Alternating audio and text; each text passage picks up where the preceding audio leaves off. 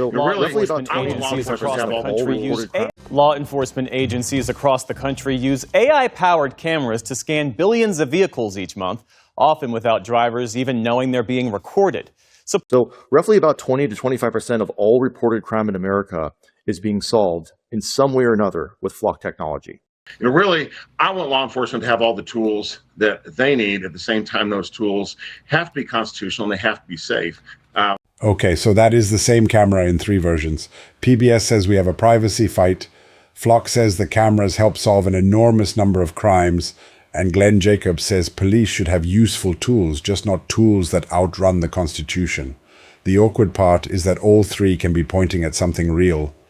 But our bread and butter product is a license plate reader. We are pinpoint focused on the back of a vehicle to identify the make, model, color, the license plate, the state of the license plate, timestamps, locations.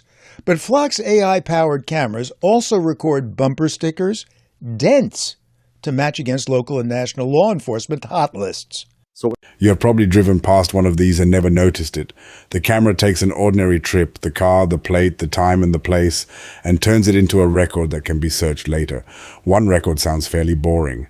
A network of more than 120,000 cameras is where boring starts to look a lot like location history. That count comes from Flock, because apparently the company watching the cars is also the company counting the cameras. A woman had put her child, a 14-month-old baby, into her vehicle. She had her car idling. Somebody came along, saw an opportunity to steal that car, and that mother was basically left watching her car drive away with her 14-month-old baby in it. Flock tracked the car, reunited mother and child. Thank you guys so much. Without that Flock technology, we might not have found that or 2 or 3 days later. That technology saved that 14-month-old baby's life. And that is the strongest argument for the system. It is not a giant marketing percentage. It is a mother getting her baby back. If somebody stole my car with a child inside, I would not be reading the privacy policy while the car disappeared down the road. I would want police to find it, and I would want them to find it fast. You know why I'm here? No. He pulled out a picture of my truck and accused me of stealing a package. We have cameras everywhere in that town. You can't get a breath of fresh air in or out without us knowing. Police-operated cameras had recorded her driving near the scene of the crime. Only problem, she had nothing to do with it. Like Elser. Well, can I see this video? If you go to court, you can. If you're going to deny it, I'm not going to extend you any courtesy. If you're going to lie to me, I'm not going to extend you any courtesy.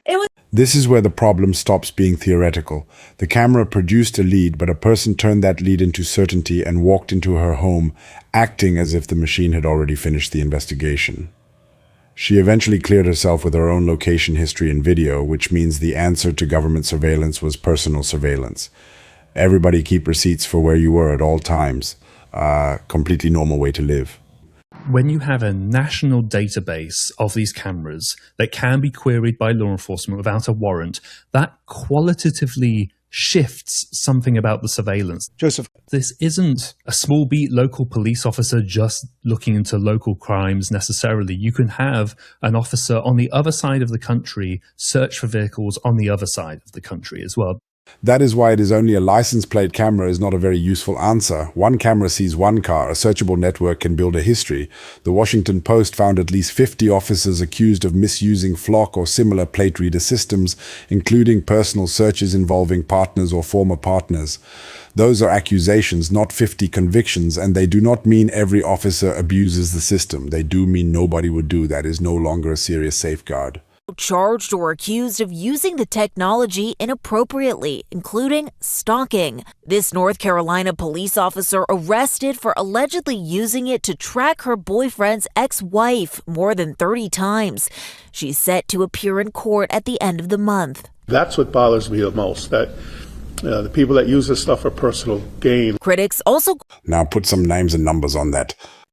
In Haines City, Florida, Officer Christopher Goodson was arrested after investigators alleged he searched Flock for his estranged wife's vehicle 717 times. He has been charged, not convicted. In Savannah, the police department fired 4 officers and 2 civilian employees after an audit found searches involving friends and relatives, plus 1 instance of access being given to an outside agency. Those cases matter because an audit log is only oversight if somebody actually checks it. Otherwise, it is just a very detailed receipt sitting in a drawer. This is also where the usual left versus right labels get a little useless. Glenn Jacobs is a Republican mayor in Tennessee. The ACLU is coming at it from civil liberties. Different politics, same uncomfortable question. Who watches the people using the cameras? Even Flock's own representative says there is a real trade-off.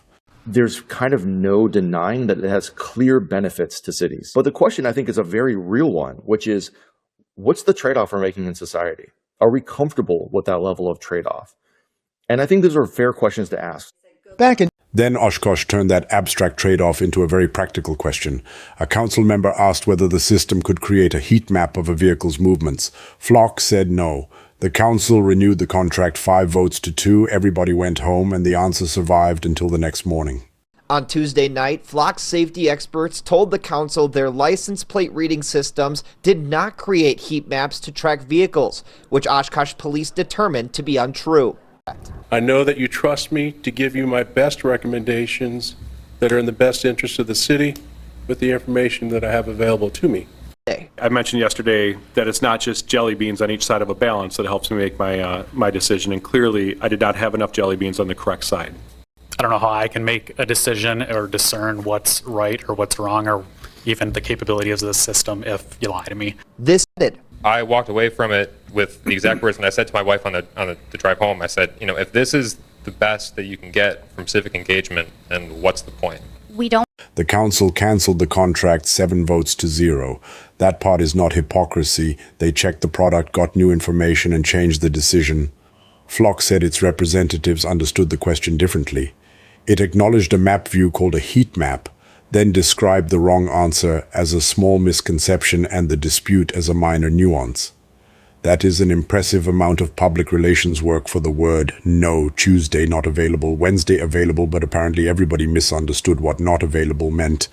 The explanation might tell us how Flock got the answer wrong. It does not magically turn the answer into a correct one. After the backlash, Flock announced a recommended 7-day default, stronger logins, case codes, automated misuse checks, and lockouts for suspicious activity. Those are real changes, but several are still rolling out, and existing customers can keep previously approved retention settings unless they change them. Communities also made different choices. Chandler stopped using Flock, Kaukauna did not renew, and Salem kept plate readers but replaced Flock because it wanted stronger data protection.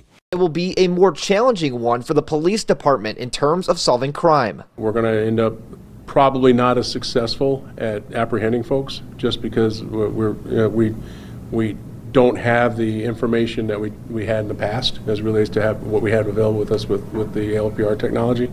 So the annoying truth is I want to have my cake and eat it too. I want the security, but without the invasion of my privacy.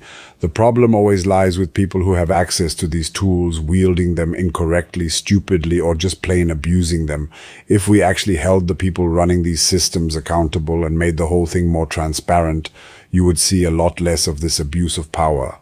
I really wish there was an abuse of power button you could press, and it would send the person abusing their power straight to jail. Until somebody builds that button, we are stuck with boring things like public rules, searchable audits, and consequences. So be honest, if these cameras recovered your stolen car tomorrow, would you support them? And if the same database mapped your movements next week, would you still give the same answer?